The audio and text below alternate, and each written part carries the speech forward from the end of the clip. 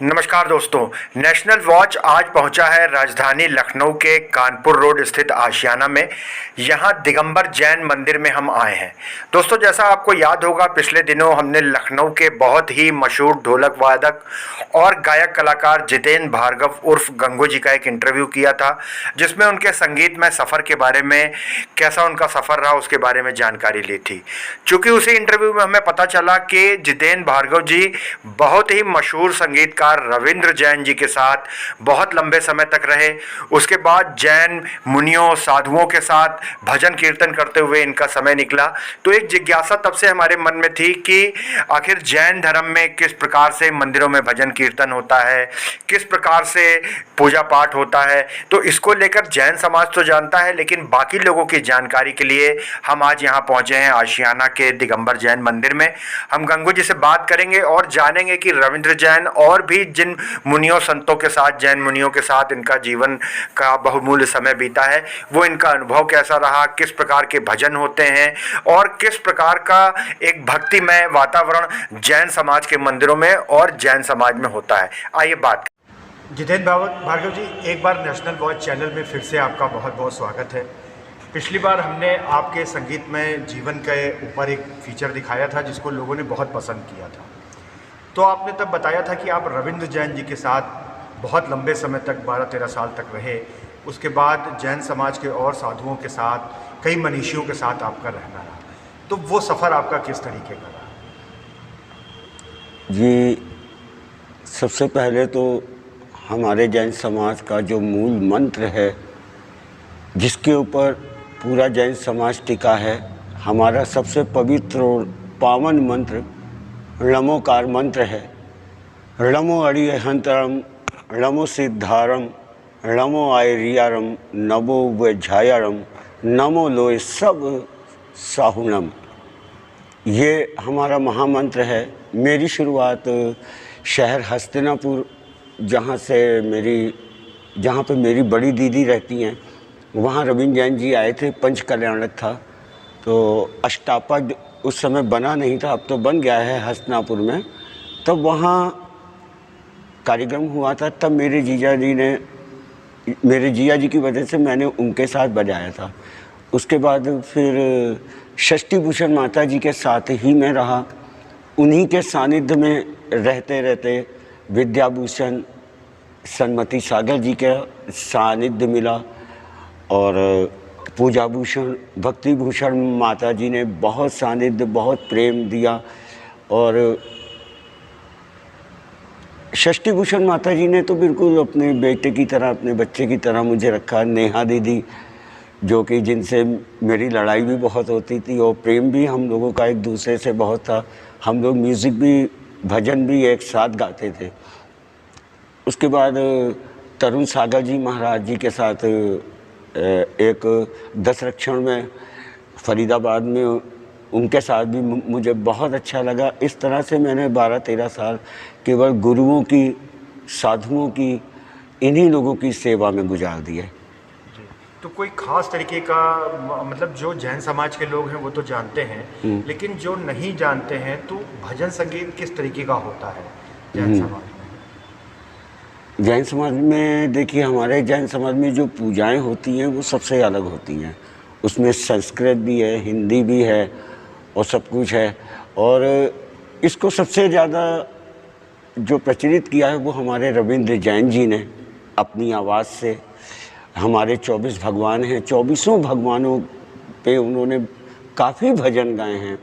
जैसे मुझे तो महावीर जी का याद आ रहा है, वो गाते थे। बिल्कुल बिल्कुल। हिंसा पीड़ित विश्व राह महावीर की तकता है।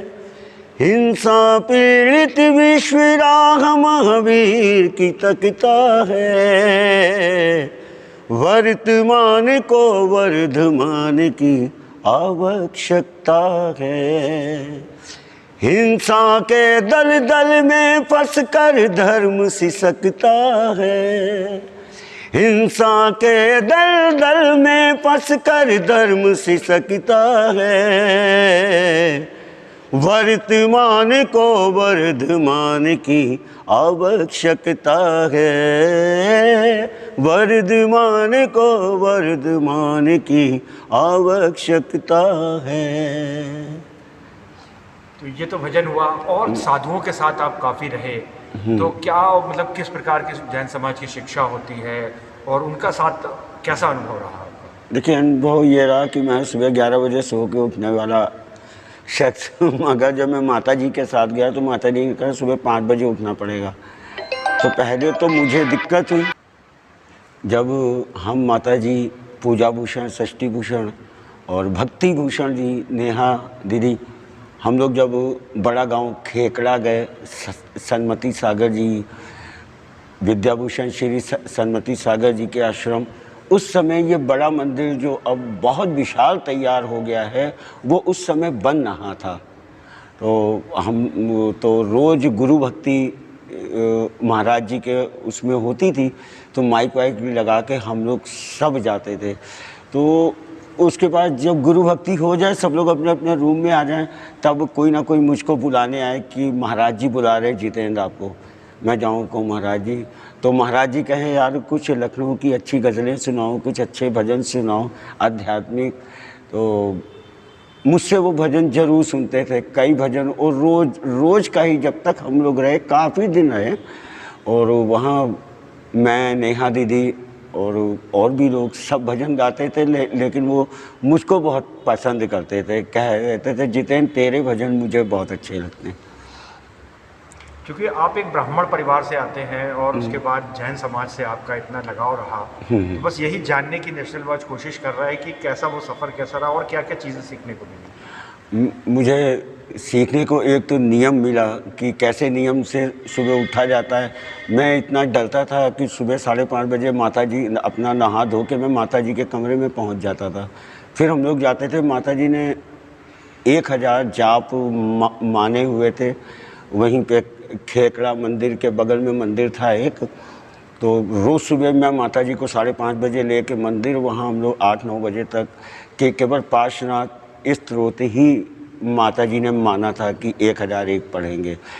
तो और पूजाओं में भी मुझे बहुत अच्छा लगता था, एक से एक तर्ज और एक से वहीं 1-2 लाइन माता जी मेरी गाती थी कि तेरी अर्थी को जब उठा के चलेंगे, सभी लोग कंधा लगा के चलेंगे, जिन्होंने कभी बूंद पानी ना पूछा वही गंगा जल से नहा के चलेंगे। क्या बात है। फटे चित्रों में है मेरी उम्र गुजरी, मगर मेरी अर्थी सजा कर चलेंगे, तेरी अर्थी को जब सजा कर चलेंगे, सभी लोग कंधा लगा कर चलेंगे। सही बात है, दुनिया की सच्चाई है।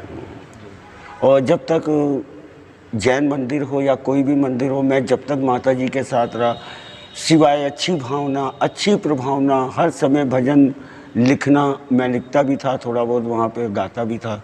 तो इस तरह से मेरा सफ़र बहुत अच्छा रहा, बहुत तजुर्बे मिले। मैंने पंच कल्याणक भी कराए, अष्टानिका भी कराई, 10 लक्षण भी कराए, और बहुत ही अच्छा सफ़र रहा। मुझे ज़िंदगी में अगर दोबारा मौका मिला तो मैं 10-5 साल और गुजारूंगा माता जी के साथ या महाराज जी के साथ। जितेंद्र भार्गव जी, नेशनल वॉच से दोबारा बात करने के लिए बहुत बहुत धन्यवाद।